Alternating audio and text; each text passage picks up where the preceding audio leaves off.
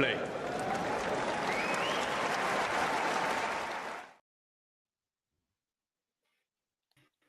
Well, hello there, and welcome to Last Ball Drops. And this is not just a welcome to you lovely audience who are watching us, but also to Mario Bacardi, who I believe this is your first episode of Last Ball Drops since we started doing this a year ago. Yeah, absolutely. I am happy to be here to talk about this first match. Grand Slam tennis is back since a long time, actually. Between Australian Open and French Open, there's a lot of tennis that happens, in between. So yeah, very, very nice. It's been a very nice day. Hey, Jake, I knew you'd be the first person to join Last Ball Drops because I think the minute you saw the Philippe Chatrier, everything ending there, you were watching the channel like a hawk for this to kick off because I know this is your favorite show on the channel.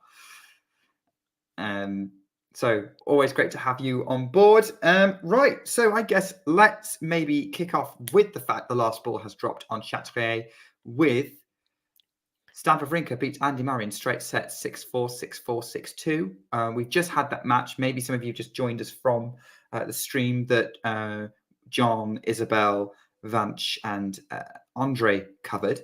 But Mario, I want to hear your take on the clash of the aging Grand Slam champions.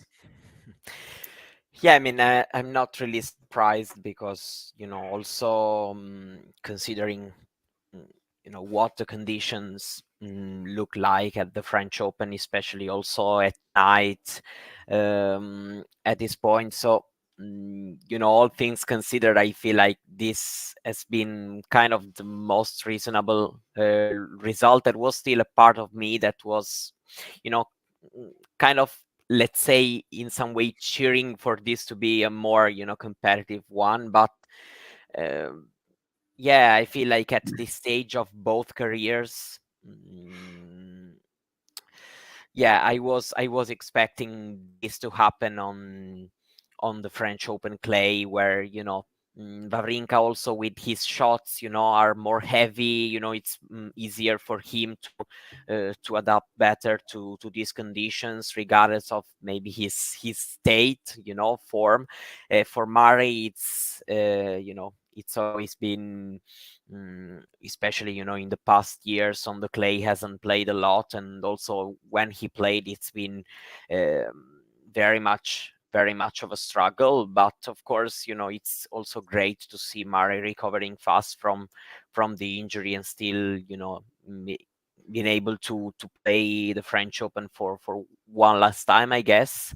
This was his take when he announced that he would probably not go past this summer playing professional tennis, and say that he really wanted to be at the French Open to play this tournament another time. So it's been very good to watch him play this tournament. And for Wawrinka, still, a good win, even if Murray, for all we've been saying, maybe it's not, unfortunately, that big of a test in this tournament. But still, Wawrinka, kind of struggled in picking up wins lately. So, still having a good win, not spending many energies, but still, good enough to get also some rhythm to test his shots. I feel it's been, what he was hoping for from this match. Yeah, for sure for Wawrinka. In many ways, it's probably an ideal first round for him, given that the only time Murray beat him at Roland Garros, it took an insane effort from Andy, and that was in 2016, which was Murray's kind of peak year. Since then, it's obviously we had that Roland Garros 2020 match, which, to be fair on Andy, he avoided losing as badly as he did in that 2020 match, which I think is technically the worst Grand Slam defeat he's ever had inflicted on him. Certainly the fewest games he's ever won in a Grand Slam match. I feel like he was more in this one compared to that match, but I, like you, I wasn't holding out particular hope for Murray, especially with the injury. That being said, I was pleasantly surprised by his movement and what he could produce anyway. I thought it would be a lot more of a one-sided affair than 4 breaks over 3 sets.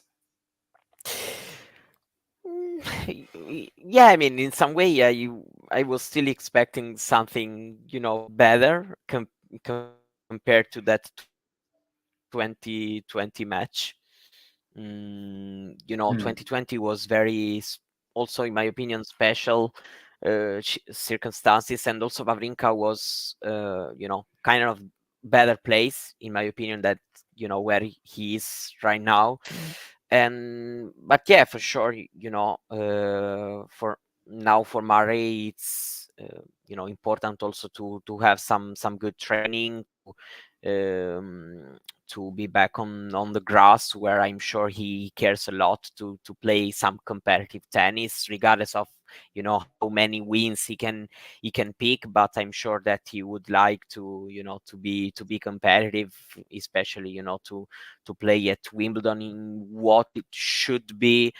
I always use should, because between Nadal, Murray, we are not really understanding what the plan really is. But if I have to stand from what I heard from him earlier this year, this should be his last ever matches on the tour. And so I'm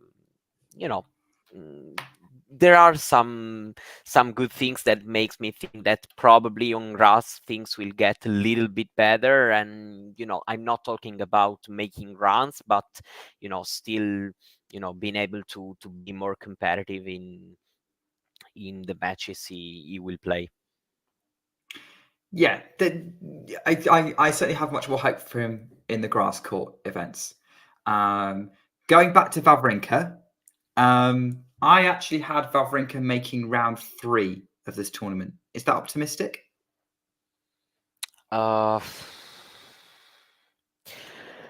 Probably yes, but I mean, We've got to play the winner of Norrie or Kotov in round 2. It's not impossible, especially if Wawrinka maybe picks up some form. But I actually have Kotov. I have to be honest, in my round 3. That's my my pick. I feel that Kotov right now is hitting the ball very well, where I've seen him. Also in the match against Sinner, for example, in Madrid, regardless of Sinner's form in that tournament, and even has made some good runs here and there this year. I have thought this when making the draw, but for sure it's not an impossible task. It's not like, but even Norrie Kotov will be, my opinion, should be well balanced as a match, should be kind of close affair. And then I think it will be the same between Wawrinka and the winner of the match between Norrie and Kotov. So I feel like it's okay to have him in round 3 also. So yeah, definitely also maybe for Wawrinka, a tournament where he has so many great memories. I feel maybe he can also hit the ball a bit more freely, and so if he's fine physically for the next match, I think he should be. Why not? It can happen. It's not impossible. I feel like if Stan Wawrinka can make round 3 of Wimbledon, he could definitely make round 3 of Roland Garros. It's somewhere where he's a lot more comfortable. You're right. It does depend on how his opponent's playing. But I am optimistic enough. I think that he gets to round 3 and plays Sinner. That's as far as he's going to get. But he'll show why he's a former French Open champion, as he kind of did tonight, really, once he kind of really got going. I want to address Terry's comment before moving on. Yes, we're aware the last ball hasn't dropped in Roland Garros. We kind of tend to go off last ball dropping on Chatrier. For those who want a bit of a live update, it's actually a real battle going on between Wang Jinyu and Hule Niemeyer, which I've got on my screen right now. Wang Jinyu has just broken Niemeyer and is serving for the match at 5-4 in the decider, but has lost the opening point. The crowd are really getting into it. Laszlo Djere and Daniel Altmaier into a fourth set, 4 games all. Djere actually had an early break in that set. Altmaier trying to get the result as he wins that game. So Djere is going to be serving to stay in the match at 4-5, fourth set. 2 sets to 1 down. And it's a fifth set between Terence Atmane and Sebastian Offner.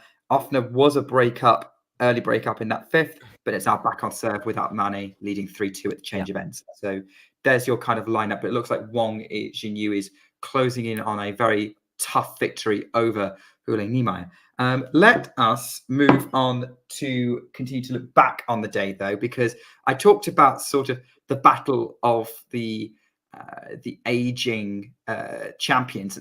Actually, today has been very much about the players, the veterans raging against the dying of the night, as it were, with a couple of wins for out there for well-established players. And we'll start with the match that kind of was highlighted by a lot of people as actually being probably the most interesting match of the day so far on the men's side.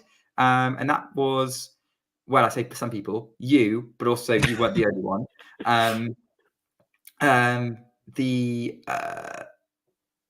And that is Richard Gasquet beating Borna Coric in straight sets, but it wasn't a match that felt like a straight sets match, was it, Mario?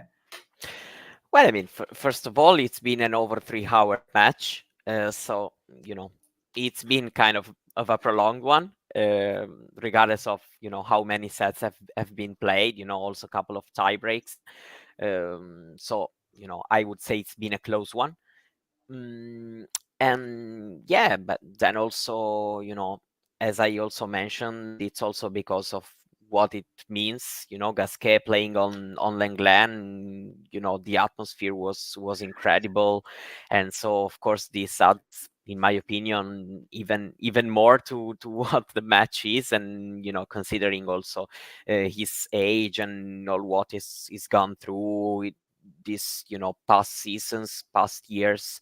It should be a very, very special one for Gasquet, because when you are 38, you never know what's going to happen. Every win, especially in such an important tournament for you. You are French, you have kind of the honor to play a Grand Slam at home, and still picking up wins. It must feel absolutely amazing. And now we'll see, because there's this first round between Eubanks and Sinner, and if Sinner wins, Sinner will be, of course, big favorite in a match against Gasquet, but it will still be nice to see. They for sure will make the Chatrier, and people will gather to watch. So yeah, I mean, for me, I know that maybe the French crowd can be a bit unbearable for some people, but in the end, I kind of appreciate when it's, especially for a player, for older players like Gasquet.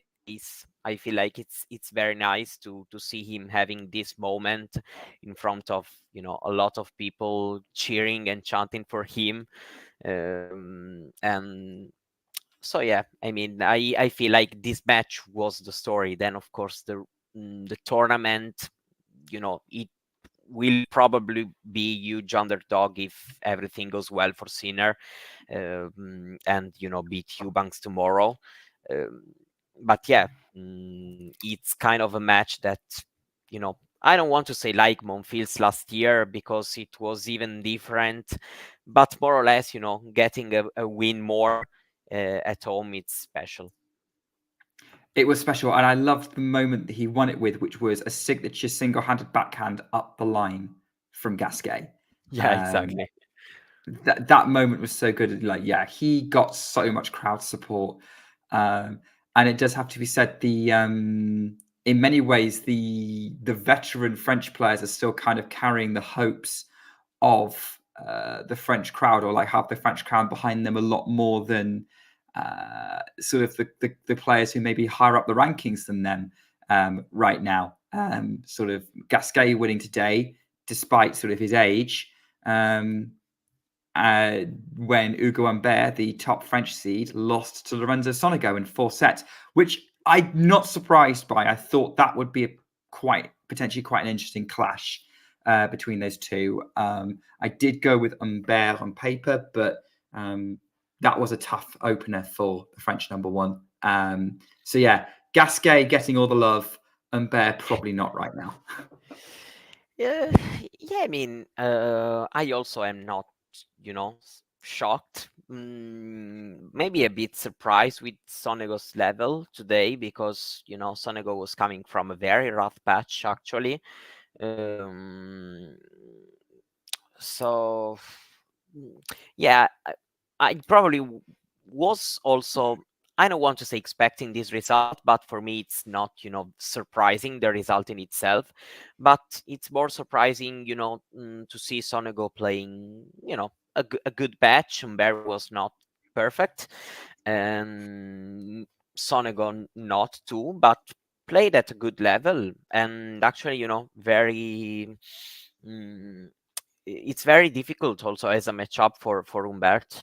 Lost many matches against Sonego, and also last year because also Humbert also when he goes from that cross court backhand, hits on Sonego's forehand, it doesn't do much damage, and so yeah, I would say that Sonego also got kind of fired up a bit by the occasion. He is this kind of player that he still can lose many matches, but there are some circumstances where he's able to show up well, and this one was one of them. Also playing the French number one on a big court.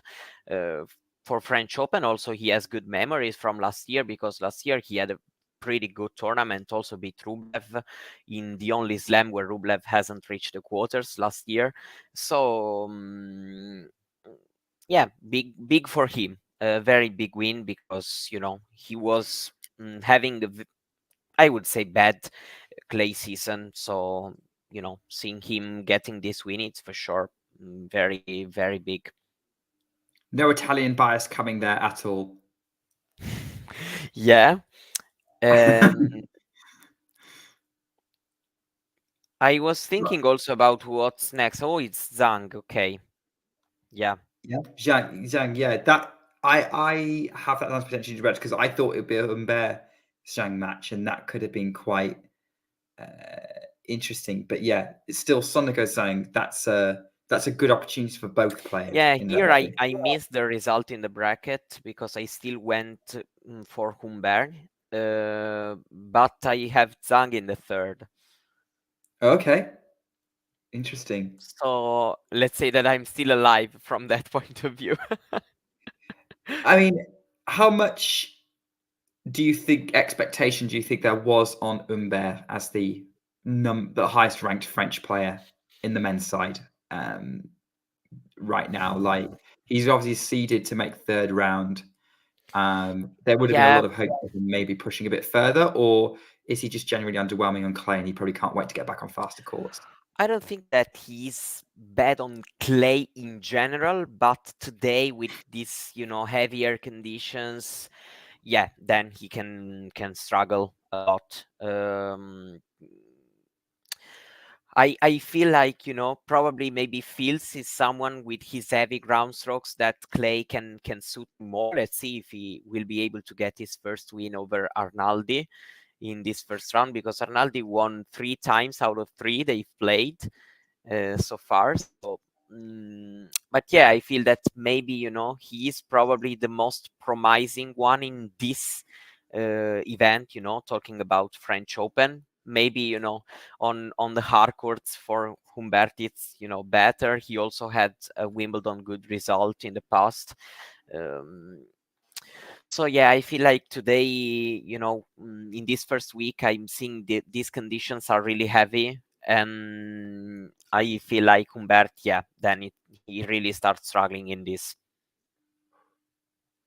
By the way, I'm just a bit of an update. Wang Xinyu is through. She had to get her third match point in a tough as Nimai tried to fight back as she served it out. And I'm seeing Laszlo Djere kind of hitting a spot on passing shot Daniel Altmaier to try and keep himself in this match. He's serving at 4-5 in the fourth. In terms of Wong's counterpart, Zhang, I mean, look, we seem to be going big on him. Quarterfinals in Rome. Expected to make an impact at Roland Garros. Good result for him today. Sorry, we were talking about Zhang. Okay, so we've been back to Zhang. Okay, no, yeah, I mean, his season was not being that great, but he actually has the game for the clay, because the clay also gives him more time to move well, and so when he is then high on confidence. Today also a lot of ups and downs, but I mean, this is Zhang, I struggle to really expect from him the perfect match from start to finish, at least. Of course it happens, but it's not the normal, especially in best of 5 where the matches are really long. But I still think, I still don't know how much I have to trust, Sonego after what I saw today, because what I saw today was encouraging. But will he repeat this against Zhang, and maybe on an outside court in a different kind of environment? I don't know. I need more answers from Sonego. While Zhang, I'm kind of sure he will bring some decent level at least. I'm trusting him because I'm seeing him moving well, and despite some ups and downs, I feel like he has what it takes to do well. Yeah, I mean, look, that's for sure. Based on his recent results and results in the past, I think that's the case. I'm just watching this rally between Gero trying to hit through Altmaier. Gero tries to put away the overhead, and he completely missed it. He went for the line. He didn't need to play that high percentage shot. It's back to deuce. This could be a fun ending to that match. Yeah. So we might get distracted by that. Someone who wasn't that distracted on his return to the tour, Kei Nishikori, who wins in 5 sets. He looked like, I mean, I didn't see the match. Maybe you did. Against Gabriel Diallo, wins the first 2 sets really tightly. Third and fourth, he loses quite comprehensively, and he does what Kei Nishikori does and steadies the ship. For a first match back, that was pretty good for Nishikori. Well, yeah, had a big dip at some point of the match. Started also kind of struggling, received the medical timeout also, received the treatment, the back treatment. But yeah, overall, I can tell myself quite impressed still, by the way he hits the ball still. He is one. I've always been amazed by how clean he can hit this ball, how well he can also return. Today was not easy against someone like Diallo,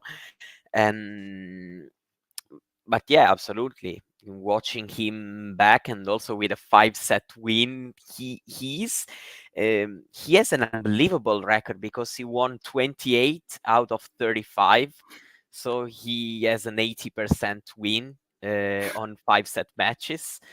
And I kind of found out that he is the best, if you consider all the men born after 1960. He's the one with the best percentage on when you go to a 5th set. Winning 80% is crazy, better even than someone like Djokovic, for example, who has great numbers.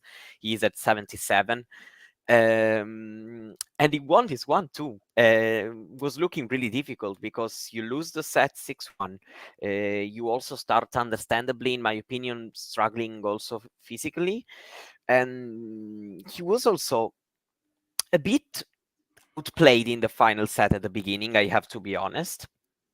But somehow, he did what this experienced player who played matches at very high level and can do, at some point, a couple mistakes from the allo. You understand it, you raise your level for 2, 3, 5 minutes, you hit some good shots, play good rallies, and you win this match. And yeah, it's very, very big story. For me, it's the story of today. Also for, how many matches I watch from Nishikori, also in Grand Slam, a lot of battles. So having him back, it's for sure great. Jere has come through that game. He saved match point, an incredible rally that Altmaier just kept getting the ball back. Amazing defense on display from the German. But Jere eventually managed to hit through and then got the job done to take it to 5-all. This could be an absolute marathon going on court right now. Going back to Nishikori, I mean, that fifth set record is insane. And I think that's probably going to be his claim to fame when he eventually stops. Hopefully, we've still got a few more years with him on the tour. He's still relatively young. I think he's only just turned 30. Well, he is from 89 born. No, oh gosh, okay, so he was nearly 35. Yeah, but still, he is still 34, but he's about to turn 35. Yeah. Yeah, he's like he's a December baby, isn't he? So yeah, I think so. So, but yeah, I mean, it's not like he's 40, and also he's played few matches lately, so you kind of feel like justice would be having him, play for a bit more. So yeah, that's for sure. And if he keeps producing matches like that, he very much deserves to be in it. So, I was going back and forth on Nishikori before this event, and I was like, it's his first match back. It's best of 5. I'm not sure I can expect any player to come back fully ready and conditioned for a battle like that. And Nishikori, I am very happy to say, proved me wrong. So he's still in the draw. Nishikori's a player that I look back on and I feel like he's like one of those players, a bit like Raonic, Berdych, Ferrer, Zonga, who in any other era probably would have won a Grand Slam. Yeah, I cannot, say the opposite. Was he is a great player and who achieved a lot, great results also, able to do so more or less regardless of where you were playing, because when I think of Nishikori, I always think about the hard courts, a lot of good results in the US also. But then I also remember how many times I watched him, playing, also push guys like Djokovic in Rome and reach a lot of quarterfinals and semifinal. He won Barcelona. So yeah, he could have beaten Nadal in Madrid had he not got injured halfway through that final about 10 years ago. He really pushed Nadal. Yeah, you're right. In that final, then there has been another injury. His career has been full of these injuries, and yeah, absolutely, I agree. For me, he's a fantastic player, and also plays also a brand of tennis that I like. So maybe I even go bigger than probably I should, but for me, he's absolutely amazing. A lot of bad luck also with his body, a lot of issues, but as a player, I have few things to say. He's an amazing player. He is. I mean, he was also very unfortunate that his best opportunity to win a Grand Slam, that US Open 2014, Yeah. he ran into on fire Marin Cilic. Yeah. And what on paper should have been a very open final, but Cilic was just on another planet that tournament. Yeah, unbelievable, because usually we've been these players reaching maybe a Grand Slam final and then having to face another big three member or something like that, and that slam was a big opportunity, of course. But yeah, you're right. Okay, well, moving on from the past to the present, I think we probably need to. I think that's all of our sort of aging heroes from the men's side to look at. I guess the other big story is, well, we've got a few things we could look at. I think the other big stories from the men's side before we look at the seeds has to be the sudden decline of Chilean tennis compared to Rome, where the heroes of Rome, Jarry and Tabio, crash out first round and ruin a lot of people's brackets. Yeah, fortunately not mine, I have to say. Well, did you see this coming? I don't think I had both of them losing right round for sure, but they haven't done much damage. I can assure that. Yeah, I mean it was surprising in a way. The draw was not superbly comfortable because they still had a tough round one to play, especially I felt especially for Jari, playing Mute. Mute is in good form. I saw him playing, a lot of good matches actually recently. And Mute is also one of these guys I would never face in France, if I have to be honest. Because he already is, kind of protagonist on the court, and you can be overwhelmed by the situation.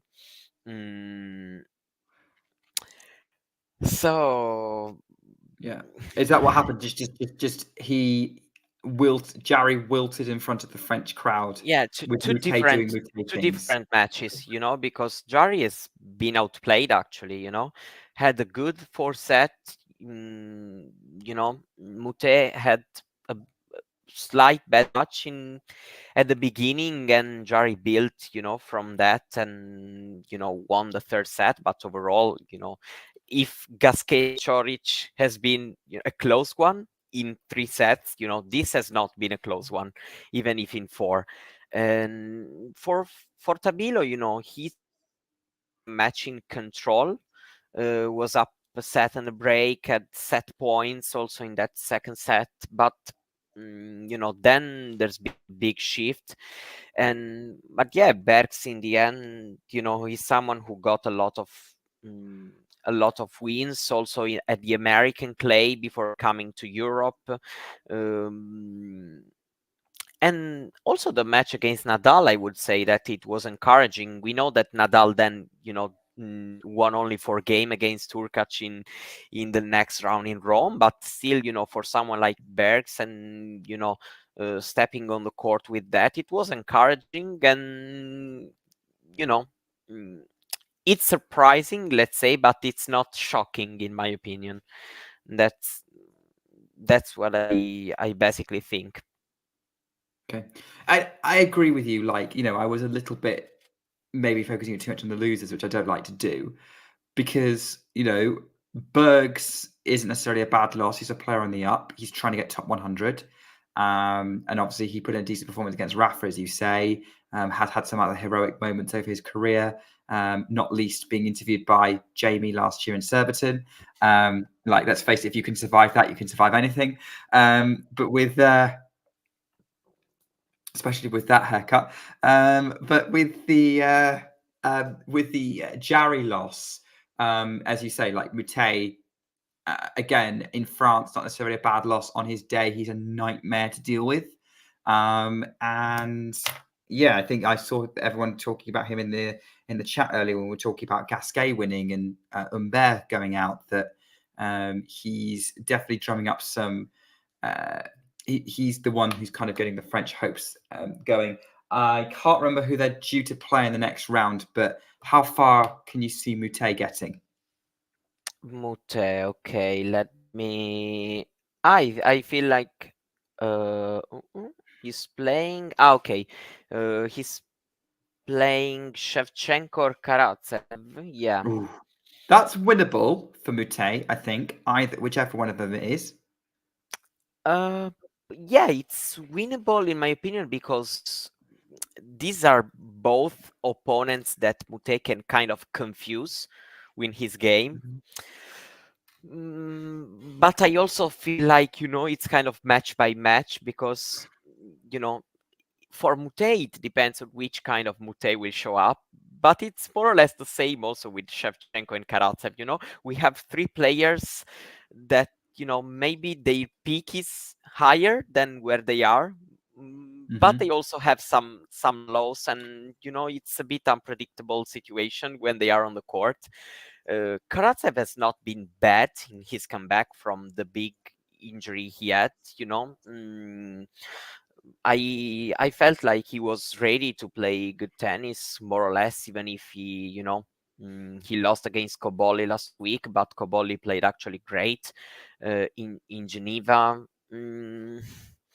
Yeah, I feel like Shevchenko is the favorite in this round one overall. And then, yeah, it will be one to watch because both are,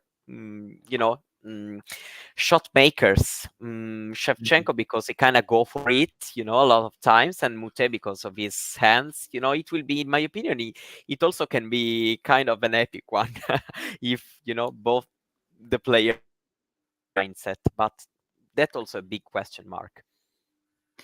Lots of things to look forward to there. Things to enjoy right now. It's 5-5 fifth set between Atmane and Ofner. Ofner's got love 30 on Atmane's serve. I don't know if I'm pronouncing Atmane's name right. Damien's not here to correct me. But we'll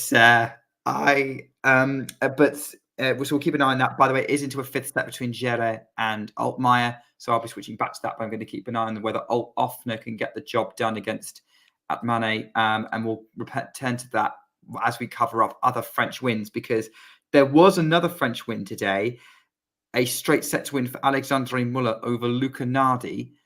Probably disappointing for you, Mario. Sorry, but was I was a little bit surprised because I thought I had Nardi coming through that one, but maybe I underestimated Muller. I don't know if I was expecting, Nardi. I felt like it wouldn't be. Muller had his chances in this one. I'm very surprised by the score. Not that I'm seeing it right now for the first time, of course, but I actually watched some parts of the match.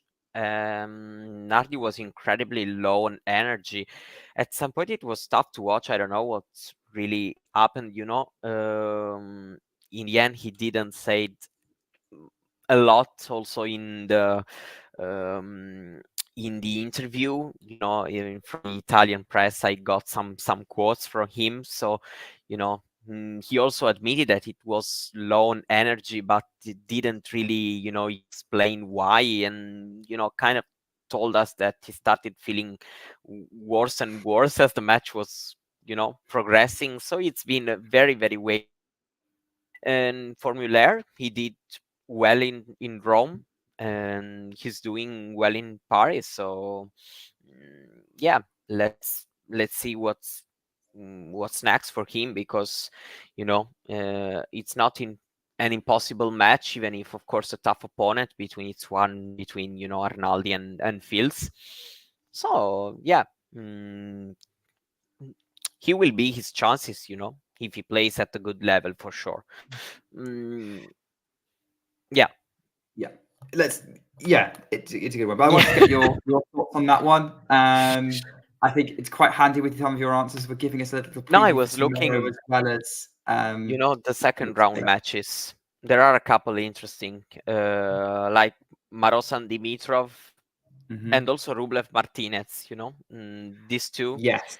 Can be. Rublev Martinez is definitely on my second round matches to watch list. Like that could be a really, really good one. Like could go 5. Yeah, Martinez needed 5 today, but yeah, still getting a lot of wins this year. Rublev, it's this first round, it was the classic Rublev Grand Slam performance. Overall, a good performance, not perfect.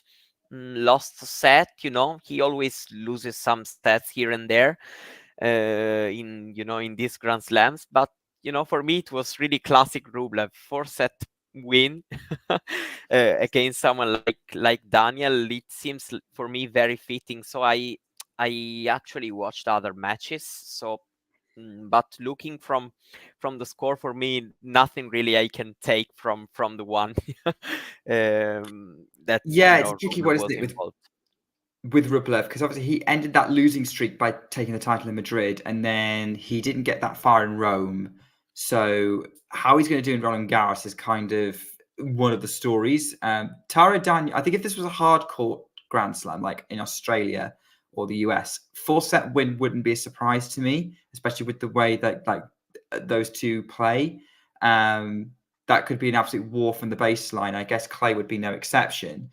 Um, with But yeah, Rublev would probably be still expected to come through that one in those circumstances. But yeah, if he's making it tough on himself, then Martinez could be a real battle when they take each other on. Yeah, but actually, I was, I also underestimated Urkac second round, Nakashima. That was the do you know what, we'll talk about her catch, because we were he was 2-1 down. I think I checked the score on that. I was like, is this going to be the first upset of Roland Garros? Her catch going out. Would have been unbelievable, in my opinion.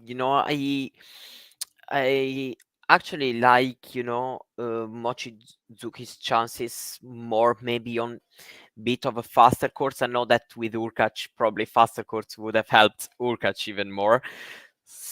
Mm, but yeah, I have to say that I wasn't expecting this to be really, really tough. For maybe it's my fault, but yeah, I mean, in the end, Urkac hasn't really come, close to the defeat, because you win the fourth set 6-love, and then you need a 6-3 in the fifth. So he really hasn't been, very, very close to losing it, but still, mm, you know, can be.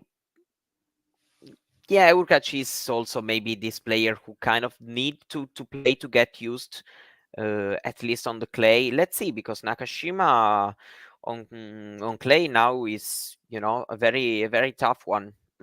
So I will be very interesting. Let's say that, having seen him winning in 5 today adds, for me, interest on his second round against Nakashima, because it feels like a test. Yeah, I agree. I think that could be a test. I don't know. Like, it depends. Like, her catch on clay is one of those ones that like kind of sort of works. Nakashima Yeah, with you're his right. consistency could be a problem, but I think I would still back her catch to come through that one, as he did today. And I'm pretty sure that Mochizuki, who he beat, is a player that Mochizuki is a player that Damien was kind of promoting a little bit. But yeah, so still a good win for her catch. Standard sort of top 10, comes from the brink. I say from the brink. I mean, he did look very much in control of the last 2 sets in the end. So we probably shouldn't make too much of a meal out of it, but he's still. That's still going to be a good comeback for the poll. Somebody didn't need to have a comeback. Carlos Alcaraz. Yeah. First time on court since Madrid. Finally, we have mentioned him. Yes, it's taken us nearly 45 minutes to mention the number 3 seed and the defending Wimbledon champion.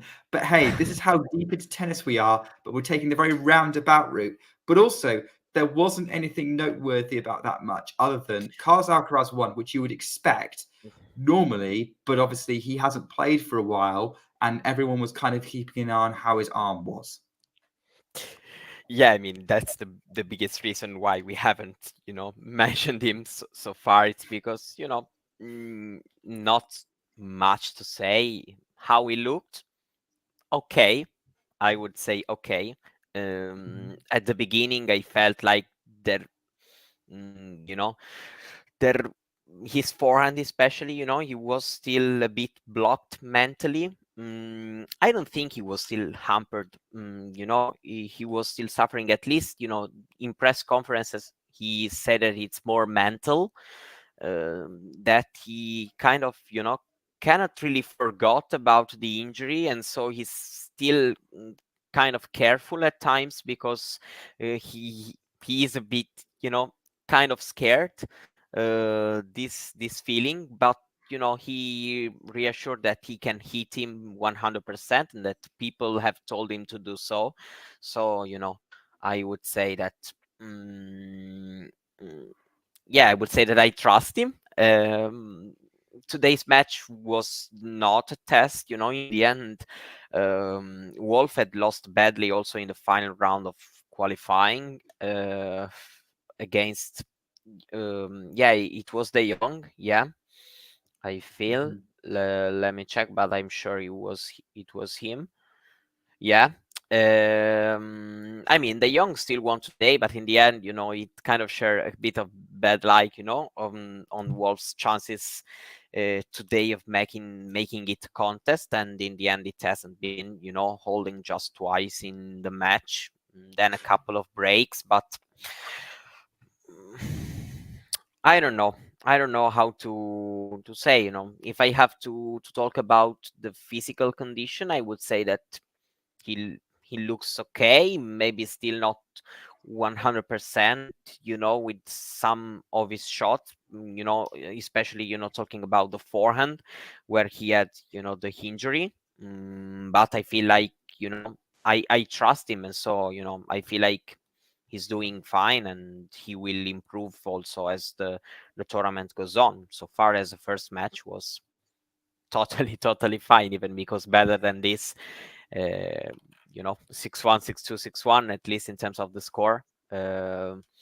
Let's see if the second round will prove to be, a tougher test, if the young will stay maybe in the rally a bit more, or if we'll have to wait even more. But okay.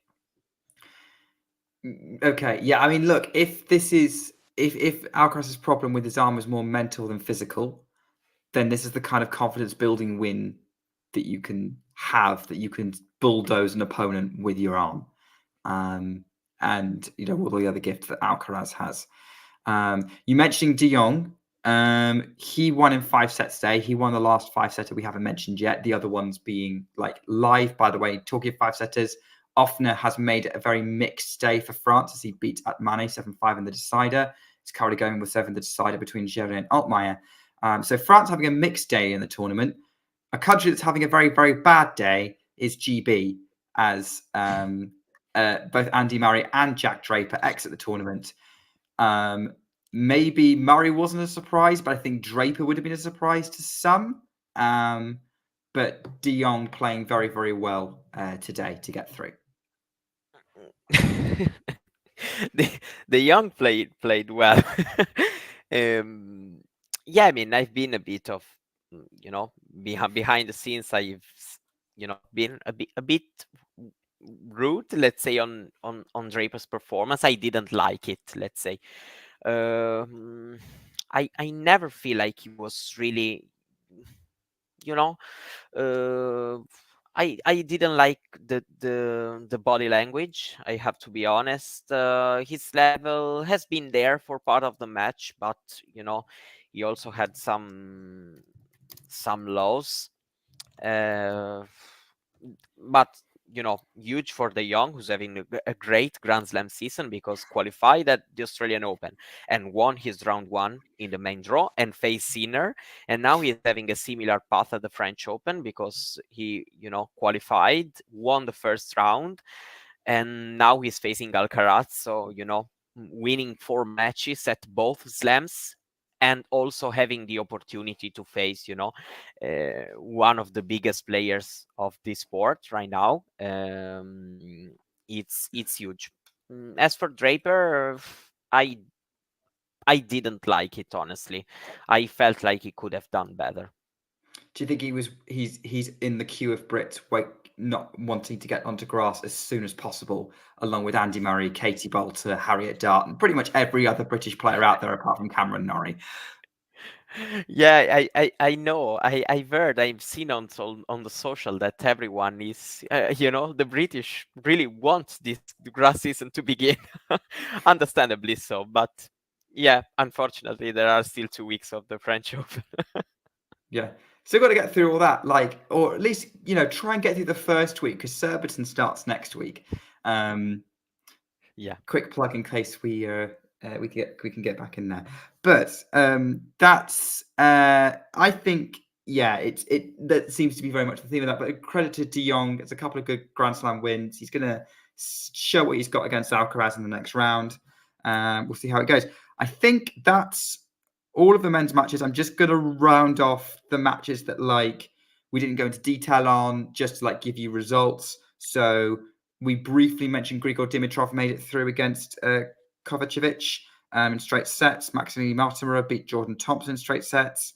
Fabian Marjan threw in straight sets against Kukushkin. Korda threw in 3 sets against Mayo. So that's another French player who's gone out. And we're waiting for Gere and Altmaier to finish. It looks like Gere's got break points to try and go break up in this 5th set. Altmaier, this is not the result that he would want given how many points he's defending from this French Open, given how he did last year. Yeah, that incredible win last year.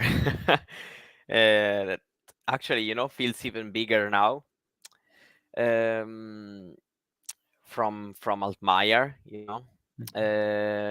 Jere also. Jere has struggled, you know, a lot physically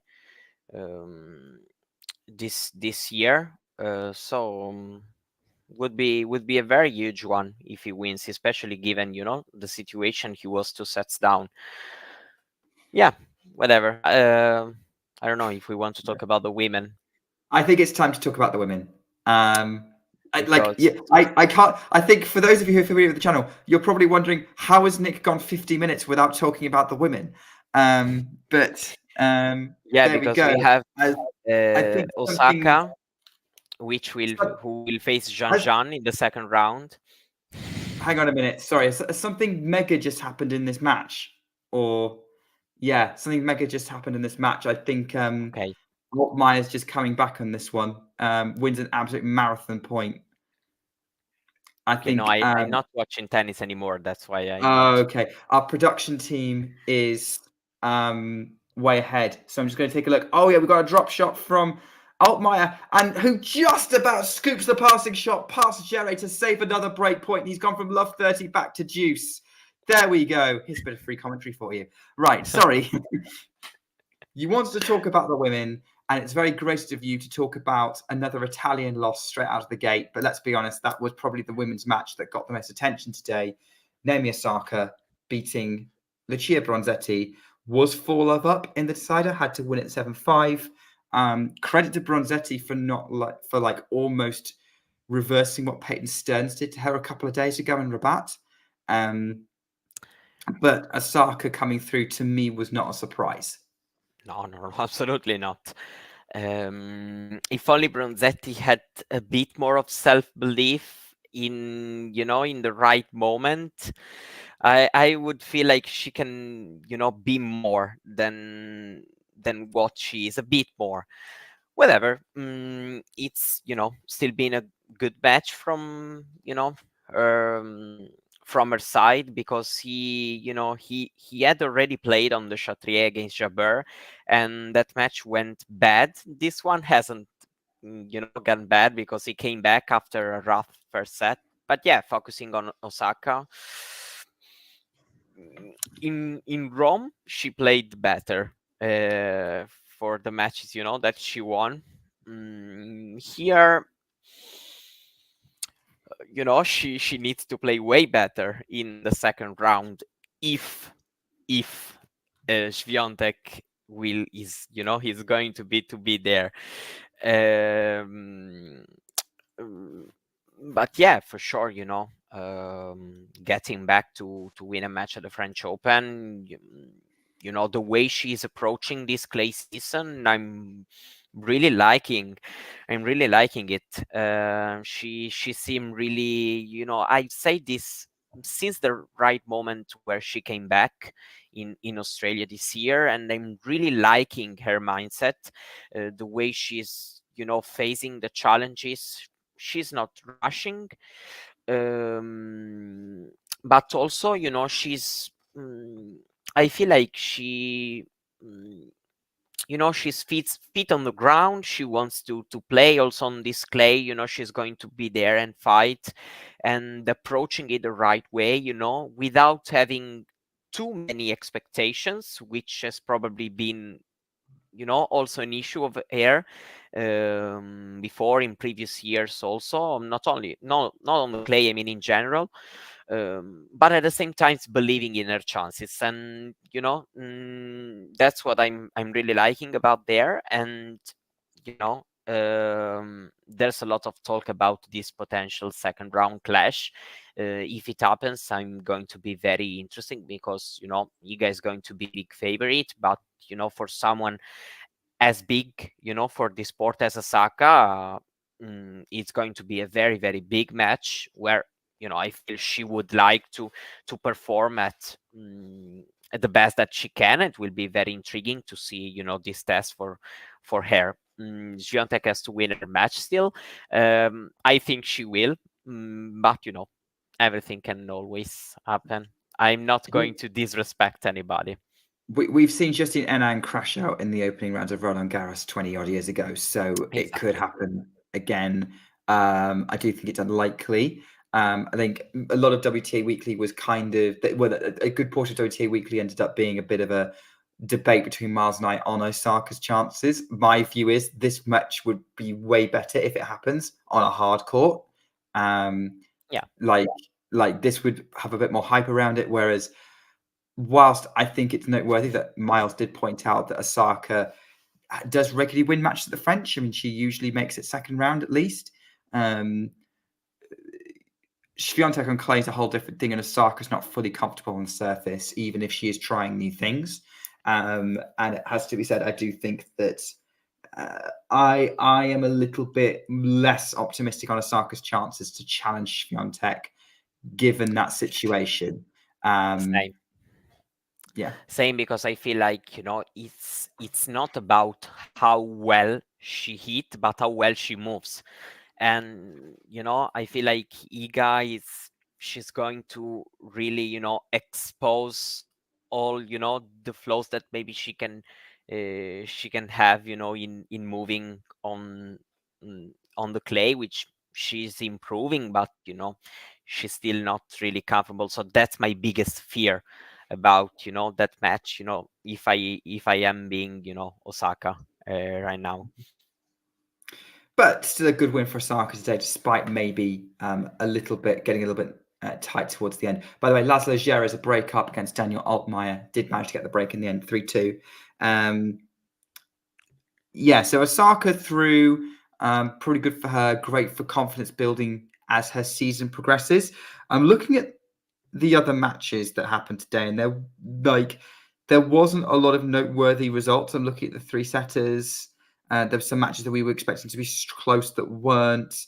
I guess there are two matches that I think are eye-catching here. Marta Kostyuk coming through against Lara Pigossi in 3 sets. That looked fairly close. I know nothing about that match. It wasn't really being talked about a lot on social media. But Kostyuk coming through that one. So I guess it also depends on what matches you watch. The other match that was kind of interest was Caroline Garcia coming through in 3 against Eva Lise. Garcia digging herself out of trouble in the second set a fair bit.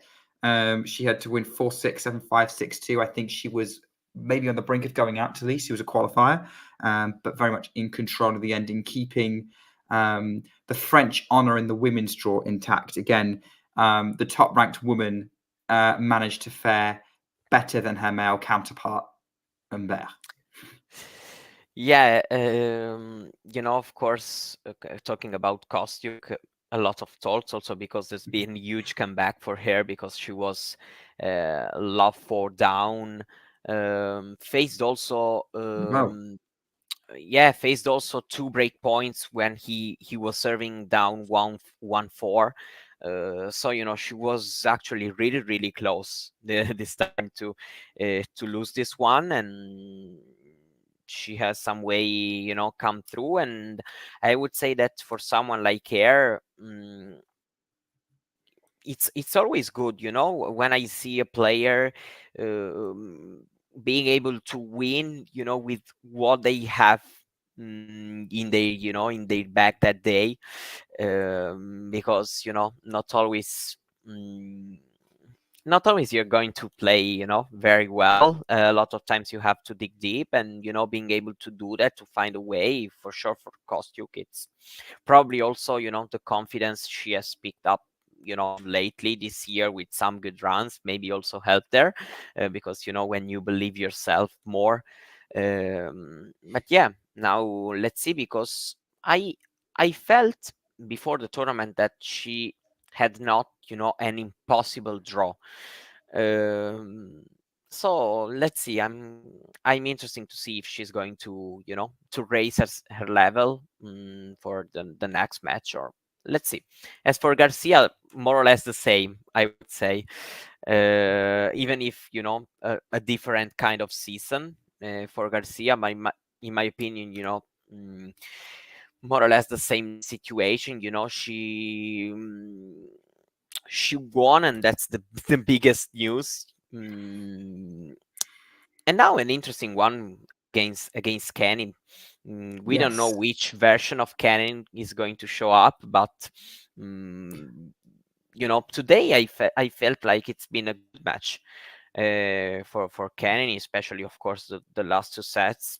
Sigemund is, Especially since there was a rain delay between the second and third sets, so yeah. Kennan's momentum was not stalled at all by that. She really took control of that match.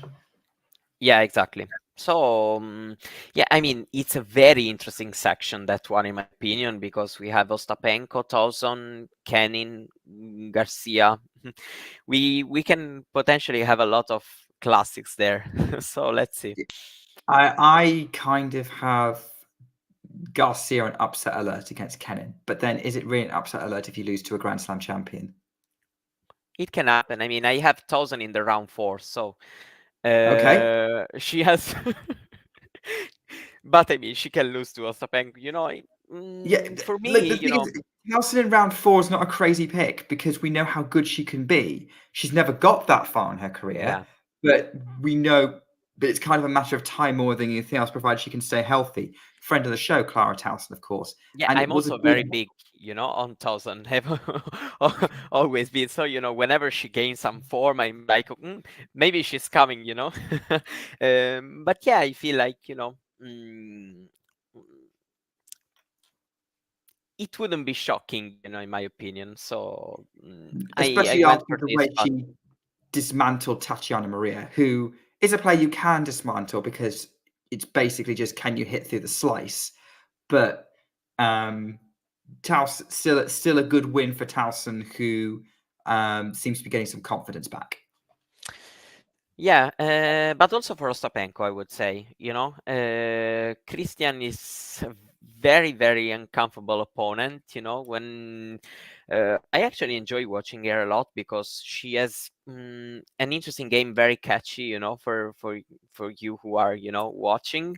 And I felt like this could have been an uncomfortable opener for Ostapenko, and has been, actually, even if straight set, but, she's not. Mm, she had to dig at times. She was down in the first set. She a tough second one. In the end, she's made it without going to the tie break. And but overall, I'm still looking the positives, because for me it feels like a good win for her. She's not had incredible luck at the French Open after winning it in 2017. So I was not giving this for granted. So yeah, overall, I would say that good news for both Ostapenko and Towson, these opening matches. Definitely for Ostapenko. By the way, if you saw me facepalm, it's because I was distracted by my producer putting the numbers the one way around on Serenka's age, and not even getting anywhere near it anyway, even in that scenario. But with the Ostapenko win, that was a good win because Miles and I put Ostapenko on upset alert against Christian. When I say Miles and I, Miles did, and I saw his reasoning. So I'm taking half the credit. But that was still a good win, especially since that looked like the kind of match that Ostapenko can make into a tussle. quite easily, but she didn't, and she seems to be talking about trying to be a bit more mentally settled in matches. This is now the challenge for Ostapenko is, can she get past the third round of Roland Garros for the first time since she won it in 2017, which would be, a surprising result. But I do feel like, for those of you who like some big hitting tennis, that Towson encounter is going to be mouth-watering. Yeah, and actually, a draw where, if she reaches the third round is okay because she's the established player here, but it's also in a way, very good result, if she manages to safely go through this draw, which in my opinion was a bit dangerous for her. So let's see what happens also in the second round. Yeah. Of course, Ostapenko Towson is the battle between the friends of the show, so there's a lot on the line in that one. Other results from the women's draw. I can see there's been a lot of chatter about it in the live chat already from Jake and Ghosty and producer. Lacey Sarenko retiring again, not from tennis, just from the match. Weirdly, Tennis Twit, actually it's not really, Tennis Twit tagged me on Twitter in the result. Tennis Twit, who does join us sometimes, instantly, because I don't even remember the comment I meant about Lacey Sarenko and retiring before. What I exactly said, I know it made Vanch laugh, but it seems to be that now I am unfortunately ubiquitous for just mentioning Sarenko and retiring. I'm really hoping she doesn't play Birmingham because that could be very, very awkward. But with this match against Donna Vekic, which could have been a tough one, I had Sarenko winning that. Maybe it was a bit unfortunate for Lesia because she had the opportunity to get second round and have or set up an all Ukrainian clash with Kostyuk, but Sarenko maybe not helping her reputation here. I don't know whether she injured herself during the match, whether she fell over looking at the picture there. Yeah, I also had Sarenko winning this one in my bracket. None of us thought about the possibility that she may have retired. Not this early in the tournament. Yeah, yeah, you're right. I mean, I don't really know what to say, I don't think I will, maybe it's best we don't say too much on this the subject. So something we can talk a bit about. Amanda Anisimova beating Rebecca Shramkova in a very, very good straight sets win. Shramkova made it a close match, did break back in the second set. Anisimova then got the boomerang, got the job done. Looking very comfortable on the Roland Garros clay, in a place that obviously she's got a lot of good memories with. We were talking about Kenin and sort of her Roland Garros history and other results, but I think Anisimova's win today was rather eye-catching, and it is noticeable that she is winning when she's playing tournaments, because she's not played that many tournaments this year. She's at least getting a win. Yes, even if it hasn't really been the case on since she came back on the clay, actually, because she won against Cornet, but then she lost against Pegula, Arango in Madrid in her opener, even if both were at the third set tiebreak, and in Rome she lost against Arerrani. Won a set in all these matches she lost. The first two were actually very close. Against Arerrani, the end was bad of that match. The situation kind of fell apart from her after winning the first set. So it's very good also because Shramkova is a very good player who is playing some some very very good tennis lately, between Rome, and also in Paris. She had won, a lot of good matches this week in the qualifying event. So yeah, I mean, it's very very good win for Anisimova. We know, how, with the way she hits the ball, one of the it is so clean, and so that can really play kind of all surfaces. She can really do well everywhere, and she can also trouble everybody when she is playing her A game. So yeah, I would say that it's always good to see her winning matches, considering that she had a lot of issues, first mentally and then physically. And so yeah, for sure, because her quality, the way she can play is for sure way better than her position right now. And I feel like she can always be a dark horse when in whatever tournament she plays. So it's always a good additions in the mix.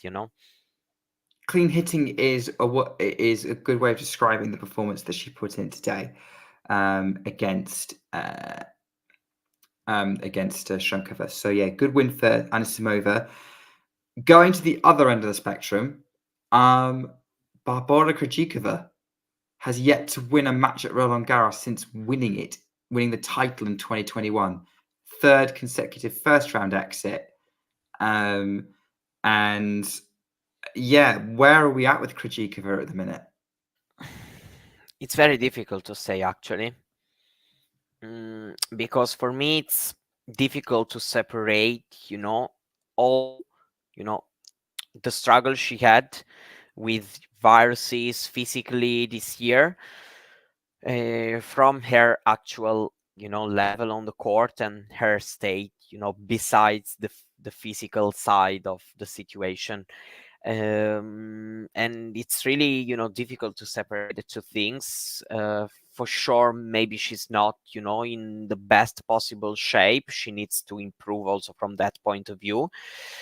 And because if not, it's difficult that her level can be back. So I would say that it should start from that. I watched the match. I didn't watch this one, but I watched the one in Strasbourg, and I don't feel it's been that different in terms of level. If I wanted to see her, I don't know, progressing from one week to the other, it hasn't happened. I mean, she's another player that she can do well everywhere. So maybe I will give her maybe a couple of more tournaments. Maybe after Wimbledon, I can, judge better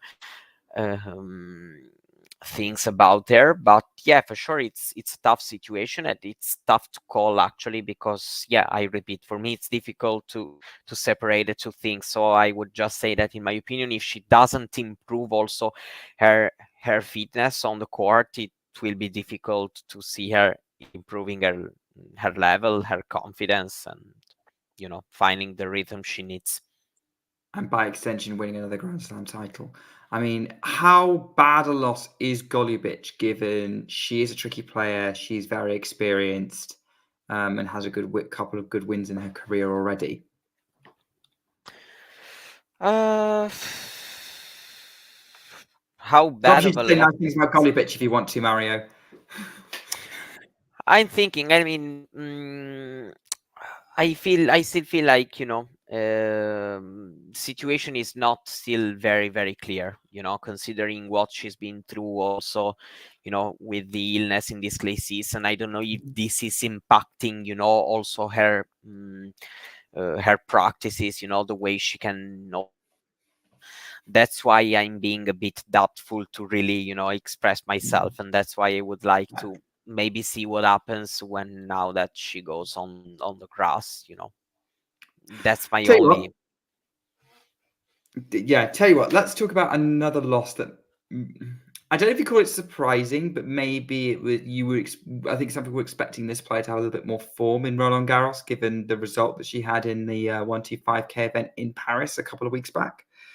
Diana Schneider. losing to Chloe Paquet. And actually, looking at the results today, the French women are currently undefeated. We've had 2 French women play, and they've both won their matches. And Paquet was comprehensively beat Schneider today, maybe surprisingly. Yeah, for me it's been kind of shocking actually, I have to be honest, because I also had watched Schneider, a full practice session of Schneider in Rome, and I was really I was impressed, with the way she was hitting, and also playing on the clay. And then she went to Paris and confirmed, my good feelings about her and winning that title. So yeah, in the end, it's been quite shocking, surprising the defeat, shocking the score, the way she's been, yeah, she's really hasn't been in the match, and basically in the tournament. So yeah, it's Yeah, that's all we can say, really. If we didn't watch the match, then that's the best we can say right now. And I guess it obviously depends on what matches we saw and everything else. So it's just commenting on the results here. I tell you what, another result that was maybe surprising in terms of the fact it wasn't closer was Kudermetova losing to Bushkova, because that was a match that had been circled as a potentially interesting clash, but Bushkova winning that 6-2, 6-4 beginning of the day. And really, yeah, not a surprise in terms of the result. I thought Kudermetova was going to be the favourite, but I wasn't going to rule Bushkova out. She's a tricky player, but I didn't expect it to be as straightforward as it was. Yeah, also because Butkova hasn't played, for example, in Madrid and Rome. Been back in Strasbourg. Yeah, I was feeling this could have been a potential close one too. Yeah, considering both were not coming into this tournament in the ideal conditions, but apparently Kudermetova's conditions even less ideal. This clay swing, last year's clay swing was great for her, especially Madrid, Rome. And yeah, this year just hasn't been anything good. No wins between Madrid, Rome, and French Open. And not even a set. Bad losses against Karle, Kerber, Butskova. It's not Kudermetova's not in the best run of form. She does seem to No, be falling absolutely, a little bit. absolutely. She's 7-13 this year. That's not good. No, it's very, very rough record. Yeah. I mean, there was a comment earlier that Iga's draw does seem to be opening up, because a lot of the seeds in her section have lost today. Kudermetova, Krejcikova. In terms of like people she could have met in the last 16, or kind of third round last 16. Yeah, let's say maybe Krejcikova, but just because, I kind of expect that if she's able to reach round 4, that means that, her conditions has got better. But overall, I don't know how this player could have really been, that big of threats, considering, their form, their period. So I don't know. I'm still waiting, to say that the draw is completely fall apart, because in the end, they weren't looking that stable as players. I'm looking at the rest of the results. I think I'm just going to run through these just to sort of tick them off, and then if you want to kind of comment on any results that stand out in terms of thoughts about it, then we'll do. But I'm just going to do bullet point headlines here, and then just let me know if you want to comment on a particular result. So Wang Yifan beat Maria Timofeeva in straight sets. Diana Ostremska came from a set down to beat Aya Tomjanovic, who that's the first match back in a while for the Australians. So potentially good results for both. You have Yana Fett, the lucky loser, beating Jessica Bujas-Monero in 3 sets, 7-5 in the decider. Katerina Siniakova beats lucky loser Dalma Galfi in straight sets, 5 and 6. Wang Zhu beats Bai Zhushan in 3 sets. So both Wongs through today. Zidanšek coming through in 3 sets against Van Uytvanck. Obviously, Zidanšek, former French Open semi-finalist from 2021. I think everyone forgets that she reached the French Open semi-finals.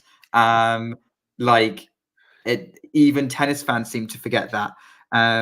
Olga Danilovic demolished Martina Trevisan, Ghosty, and Katie Vinet beat Alexandra Krunic, and we've mentioned all the other results there. But yeah, there you go. Mario, any thoughts on any of those?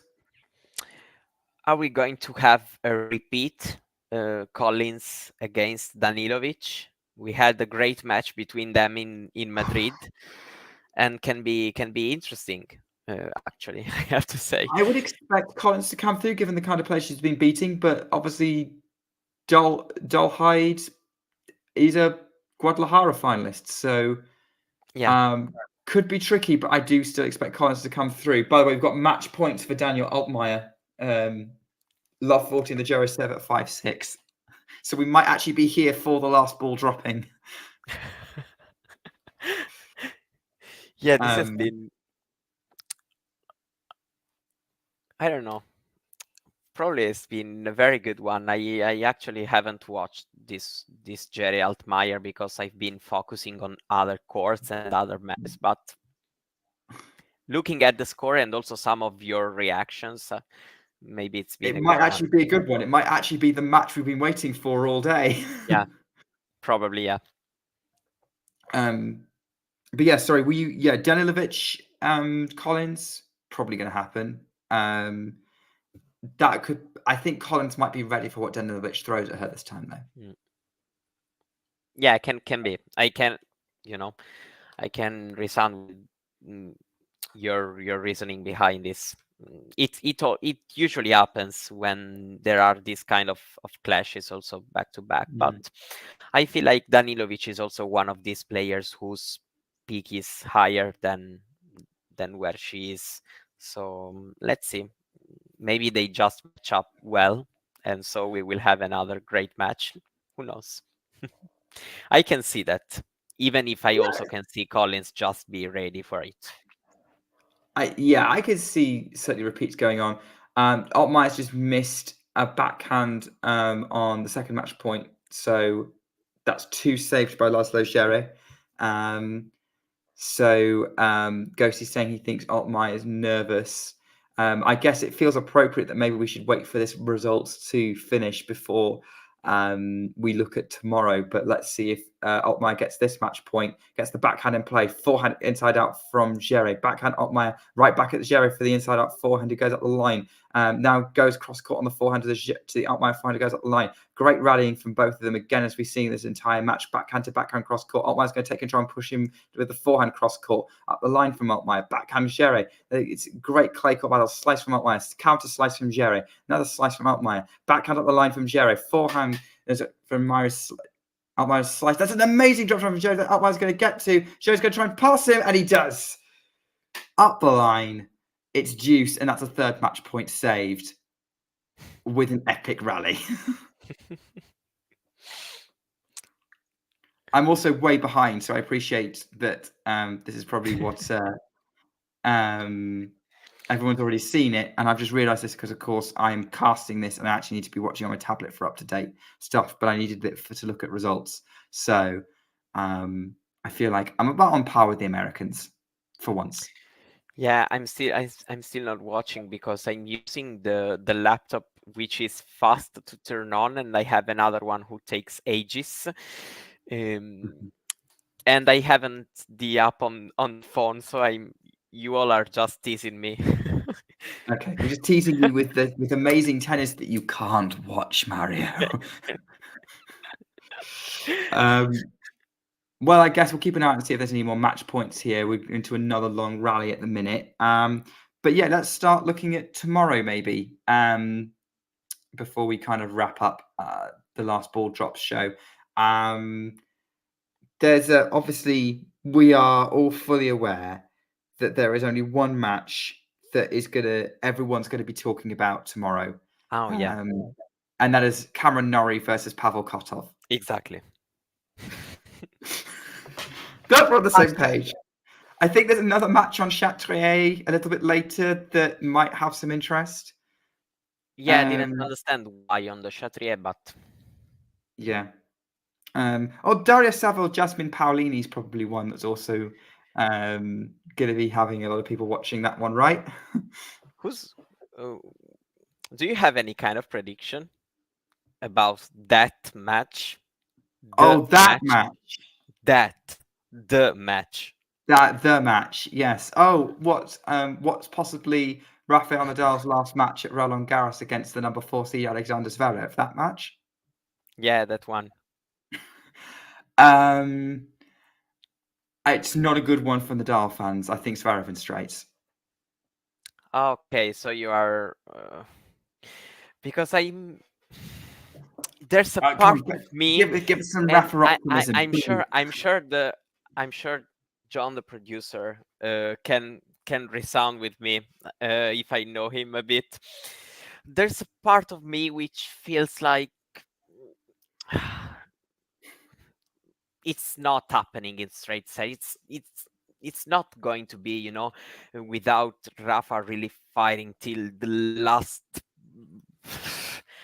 But then what I've seen from Rafa so far, everybody is telling in conference, no, he's playing better than Madrid and Rome. And in some way, are they saying for what reason? Is it really like that?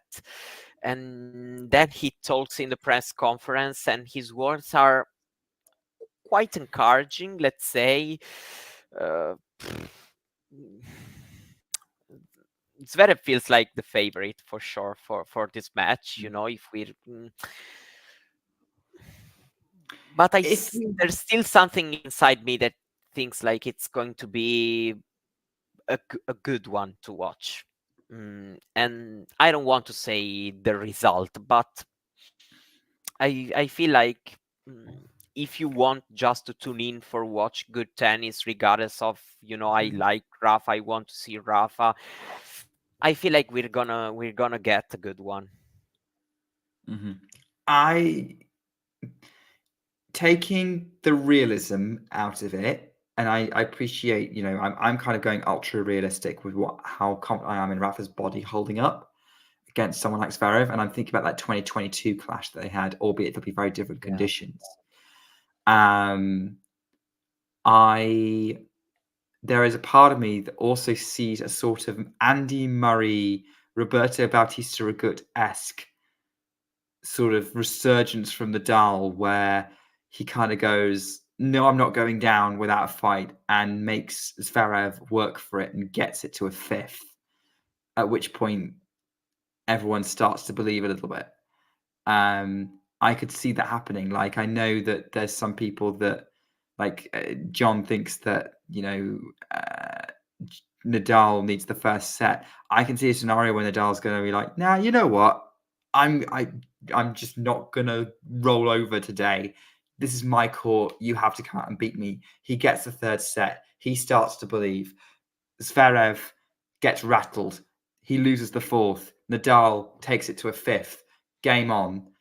That was what you would go with if you were writing the script for this match. However, I'm not necessarily known for my writing skills. Actually, that's how I got here in the first place. But even I wouldn't write a script like that. It's too obvious, right? Yeah. I don't know. I don't really like to say exactly, because I feel like. I'm not saying this is exactly what's going to happen. I'm saying this has that kind of scenario. No. But there's still something inside me that tells me this for sure is going to be Nadal's best performance of this, of this clay season so far. I'm still inside me thinking that he will be better than what has been in the previous tutor. What happened? That just seen Altmaier whack a backhand and then double over. I am not 100% sure if that backhand hit the line or not. It didn't. It missed. Jerry has won the first point of this deciding set tiebreak. But yeah, I still think that among the top players, probably also Zverev can have this, this tennis and this style that can make it even more physical. That probably Rafa needs it to be. Let's see. I'm still having something inside me that tells it trust him to at least to be like, I don't want to say like himself, but looking good. Then I don't know the score. Probably he will lose, but yeah. I guess we're going to find it's all on Rafa. That match is all on Rafa. With that one, I think that's what makes it absolutely fascinating. So yeah, that match is third on Philippe Chatrier. After Sasha Vickery takes on Jabeur, and then Iga Swiatek opens her campaign against Jean. I'm looking at the other matches that are happening tomorrow. There's a lot of people getting their getting their campaigns off to start. Medvedev's underway. Collins is underway. Goff is getting started. All three of my favorite players are playing tomorrow: Swiatek, Fernandez, and Parry. So that's going to be a struggle for me to keep up with. Fils against Arnaldi can be a good one on the men's side. That could definitely be, yes, Fritz Arnaldi, definitely. Yeah, Fils. Yeah. Fils and no, it's not Fritz. I said Fritz. I was like, wait a minute, Fritz doesn't play Arnaldi, but sure, I'll go with you because like you're Fils Arnaldi. I can Nori against Kotov can actually be quite good in my opinion. Yeah, well, we've talked about that as the match of the day, right?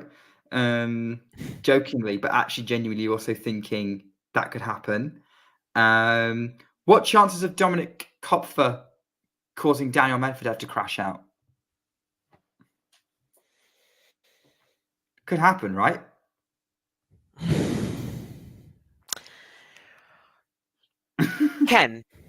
It can. I'm not expecting a deep run from Medvedev.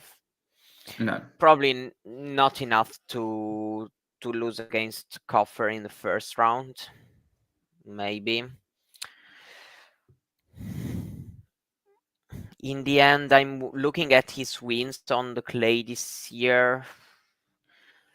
I mean, it's not like a lot of things are, standing out.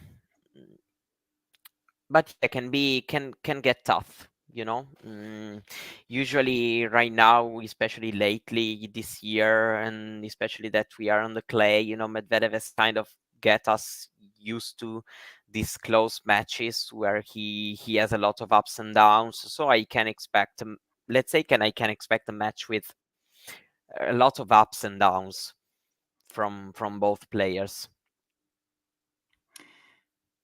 I guess by contrast to that, we're expecting Yannick Sinner's match with Chris Eubanks to be a bit more straightforward, right? Actually, yes. I know that there is that question mark about, Sinner coming back from Madrid, but actually the first couple of rounds, we know who would be his second round opponent, are quite soft. I have to admit. So I'm not really expecting,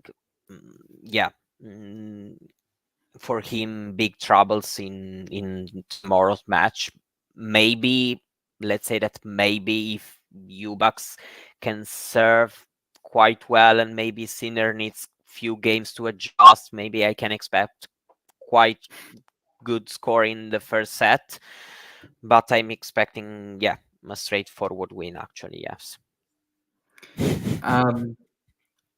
Yeah, I would say so. That took me a while to work out why those two people were together. Anyway, how are you? Are you just as optimistic about Jasmine Paolini? chance of making it through? Yes, I have to say that I am optimistic. Mm, I thought about the defeat she suffered in Rome. I'm expecting her to do well tomorrow. Yeah, Savills no slouch on any surface, but I do agree Paolini should be the favourite in that match. What are you expecting from Andreescu Sorribe Stormo? I was going to ask you about that because obviously Andreescu's I first match back. It's because I didn't want to answer. Okay, I'll tell you what I'm expecting. I'm expecting Andreescu to come out, make a fight of it, but she won't necessarily have the match fitness to get through the physical challenge that is Sorribes Tormo. I'm thinking 2 tough sets. Yeah, it's 2 difficult for long me to sets. think otherwise. Yeah. Can be kind of 2-hour 20 straight sets. Yeah, but I think this is going to be sort of what the kind of I think it's good. I think we're going to be kind of seeing how competitive Andreescu is, and I guess that's more of the question: is not is she going to win, but how close is she going to make it? Yeah, absolutely. And actually, I will say that if we wanted a test, let's say that facing Torribe Stormo, and especially on clay, is actually, a very, very big test, to come right away from a long period out of the game. So it's really going to be interesting to watch her level, I agree. Yeah. Just looking at other women's matches, so I'm going to throw out some highlights. I'm seeing Ludmila Samsonova and Magdalenette. Yep, that looks to me like a match that could go either way. Similarly, maybe not go either way, but a match that would have got us excited sort of 3, 4, 5 years ago. Melina Svitolina and Karolina Pliskova in the first round. I'm interested to see what Pliskova can produce, but I think Svitolina is the favourite for that one. Me too. Yeah, so very, very short thoughts on those.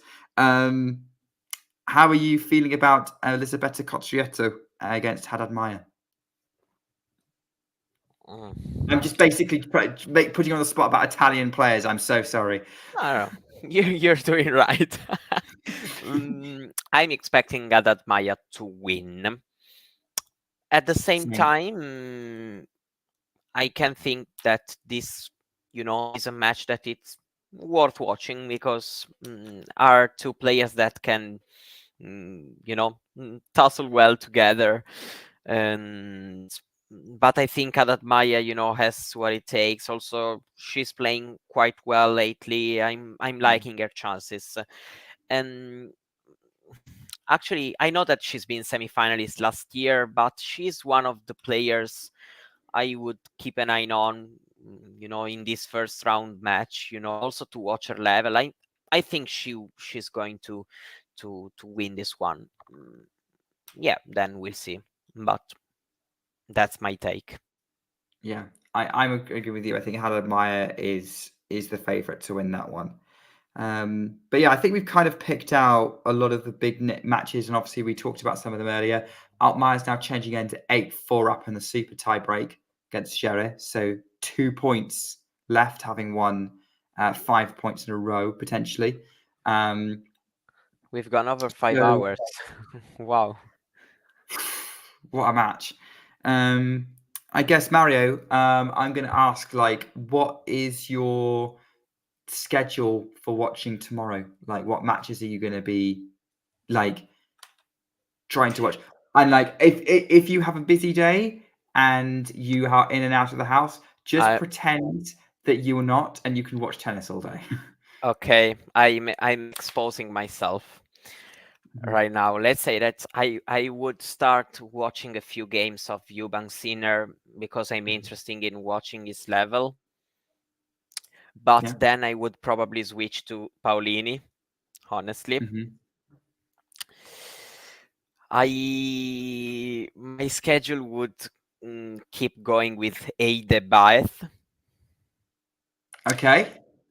And I would keep an eye on Kalinina Osorio. Yes, that could be quite an interesting clay court battle. Those are two very seasoned clay courters. Then I'm mentioning more than if I see that it gets tough, I can maybe watch a bit of Fucsovics against Tsitsipas if Fucsovics is able to do something. Maybe it's even a close set. I feel like I can keep an eye on that match.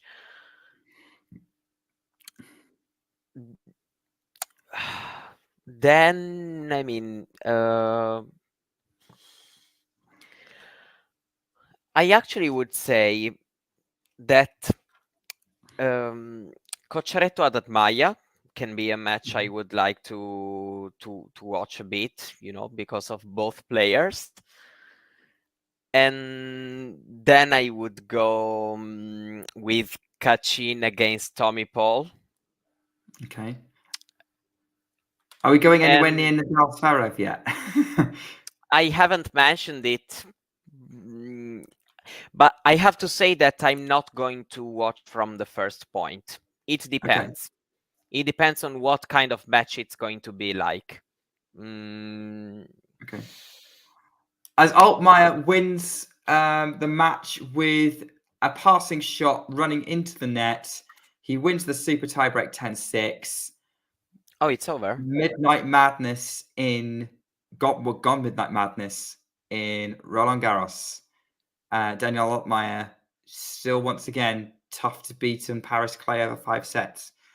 So yeah, continue Mario. Rafael Nadal, Alexander Zverev, you're only going to turn that on depending on how the score's going. No, not really. But it's difficult in this kind of day of a slam that I can watch a full match start from, even if it's Nadal Zverev. I'm too curious and interested, in the whole things happening. So it's really, really difficult. And then there is the night session. Let's see if it's I actually refilled. Yeah, and I actually like Seiboth will draw, even if round 3 Djokovic, but I'm talking about the first 2 rounds, but at the same time, I feel like, what if Monfils playing at the French Open? Kind of also the memories I got from last year, of him winning that match. So I don't know. I'm a Gael believer. I think he's going to pull off some more late night Paris heroics. No, actually, I have to be honest. But you never know. Let's say like it. But honestly, no, I'm not expecting that. Wow. Because I'm watching Seiboth Wild lately being, quite good. He had a couple of losses against Echeverry lately, couple of avoidable losses. But yeah, I kind of agree with Seiboth Wild in 4 with this prediction. And then I would like his chance then. I find Seiboth Wild an up and down player, and I think Monfils will be motivated by the crowd. It can be. I mean, it can be. But yeah, Monfils would need a big shift comparing to, a big change comparing to what I've seen in the previous weeks. But he can do it. He is that kind of player. Yeah.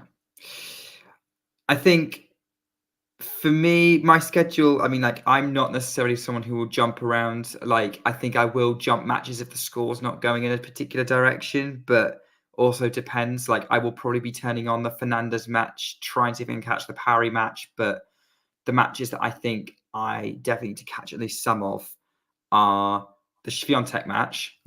Okay, you're right. Yeah. And then I also need to, but I think for me, the 2 matches that are really standing out as that could be newsmaking are actually on the men's side, and they are Fucsovics, Tsitsipas, and then Zverev Nadal. Yeah, it's definitely fair. I think there's a few other there's definitely some women's matches out there that I would be like. I'm interested in seeing how Andreescu looks. I'm interested to see Svitolina Pliskova, as I mentioned before. There's definitely a lot of Savo Paolini. I tell you what, there is one match that I think you could get a very, very interesting atmosphere from, and it's from right at the start of the day. Ben Shelton against Hugo Gaston. Yeah, without a I'm doubt. not entirely sure about the quality of tennis, but if you want to watch it for the football atmosphere, you're going to want to go to that court. Yeah, it's a good call. Also because these are two kind of players that, even if the overall quality maybe is not the highest, they still can produce, some kind of shot of the day or something like that. So it can be worth a watch. All right. I think everyone involved in the making of this program needs to get some sleep, because it's now officially midnight my time, which means it is now after as we've been previewing day 2 of Roland Garros. It is now officially day 2 of Roland Garros for me, but I'm aware it's been day 2 of Roland Garros for the last hour in Paris and where you are, Mario, in Italy, and for producer John in Germany. So thanks everyone for bearing with us for what was a very, very long debrief of everything that happened. We weren't, when we started this show, we didn't necessarily know if we'd have a lot to talk about, but it's tennis and we love the sport. And Usually there always is a lot to talk about. Yeah. There is, yeah. Especially a Grand Slam. Yeah, exactly. Mario, thank you so much for coming on and talking tennis with me. Thank you. Thank you. Absolutely wonderful as always. Thank you. Same. Fantastic. It's been great for me. All right. Well, as the last ball has officially dropped in Roland Garros, on court 8, we are now going to drop off to sleep, and we will return in the morning for more Roland Garros coverage. We were covering 3 matches for you. We're going to kickstart everything off in the morning session. Keep an eye across Sinner and Eubanks. We're going to be covering the Swiatek Jean match, and then the match of the day, Nadal, Zverev, and all that could possibly come from that. I hope you'll join us for that. I hope to see you there. But in the meantime, take care and keep talking tennis.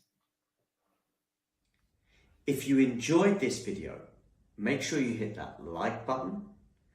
Don't forget to subscribe and click that notification bell so you don't miss out on all things tennis.